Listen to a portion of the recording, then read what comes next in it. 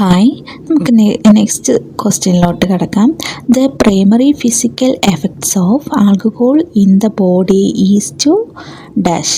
അപ്പോൾ ഓപ്ഷൻ നോക്കാം. Depress the central nervous system, 2 stimulate the cerebral cortex, 3 decrease the irritability of muscle cells, 4 increase activity on gastro intestinal system. അപ്പോൾ ഇതിൻ്റെ correct answer depress the central nervous system ആണ്. അപ്പം മദ്യം ഒരു CNS ഡിപ്രസൻ്റായി പ്രവർത്തിക്കുന്നു. ഇത് തലച്ചോറിൻ്റെ പ്രവർത്തനങ്ങൾ, പ്രതികരണശേഷി, ശരീരത്തിൻ്റെ ഏകോപനം എന്നിവയുടെ വേഗത കുറയ്ക്കുന്നു. അപ്പോൾ മദ്യം ശരീരത്തിലുണ്ടാക്കുന്ന പ്രധാന ശാരീരിക പ്രത്യാഘാതം എന്താണെന്നാണ് ചോദ്യം. അപ്പോൾ അതിൻ്റെ ഉത്തരം depress the central nervous system.